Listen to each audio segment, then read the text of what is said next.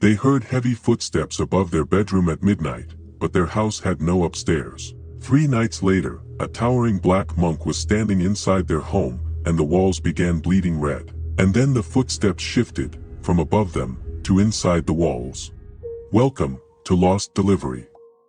Echoes, inside brick. In the front parlor of their terrace, at late evening, Harold Whittaker reads by the low coal fire, while Margaret sits near the window, darning a sleeve, and the street outside already swallowed by fog. Just before midnight, a single heavy footstep lands above them in the ceiling, not sharp or hurried, but measured, as if someone testing the strength of the house. The following night in their bedroom, as wind moves faintly through the thin sash window, the same slow pacing crosses overhead again, this time traveling from one end of the ceiling to the other. Harold climbs into the cramped attic crawlspace with a torch, but the beams are untouched by dust and too low for any man to stand, where the sound suggests. 2 evenings later in the kitchen, while Margaret dries dishes at the sink, she senses something occupying the corner near the pantry, a vertical darkness that does not belong to the room's geometry. When she turns fully towards it, the shape seems to hold its height for a second too long, before blending back into the wallpaper's pattern.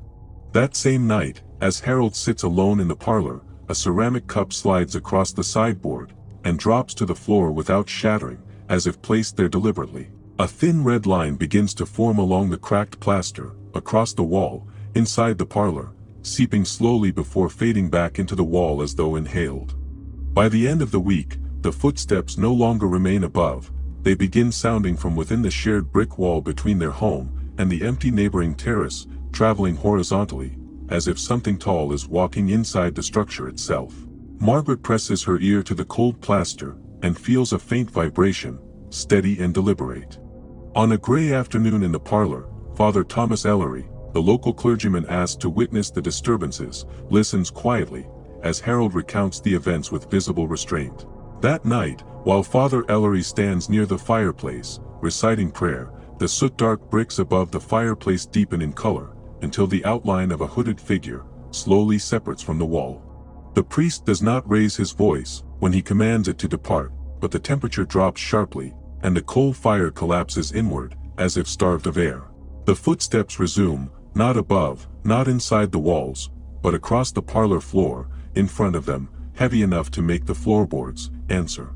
The next night in the kitchen, every cupboard door randomly opens and closes slowly, with each hinge turning with careful intention. In the reflection of the dark window glass, Margaret sees the monk standing fully formed behind Harold, tall, robed in black, its hood empty, yet aware. Near midnight in the bedroom, Father Ellery presses a crucifix against the wallpaper, where the wall bulges outward slightly, as though something broad-shouldered stands within it. The crucifix bends subtly in his hand, not snapping, not burning, simply yielding, as if the house itself has chosen what it will contain. The following evening, the house is quiet again, almost gentle, as Harold and Margaret sit together in the parlor, believing the worst has passed. Then, from the empty neighboring terrace, beyond the shared wall, comes a slow, deliberate footstep, followed by another, moving towards them. The monk was never emerging from their house at all, and the footsteps had always been traveling through the shared wall, from the empty terrace next door, and the red stains near the fireplace was marked, where an older doorway was long bricked between the two homes, which once allowed a passage. If you ever hear footsteps in a house that should be empty, listen carefully. Some walls were built to divide spaces, not to keep things out. Follow for the next story, because this time, it's not hidden behind the walls.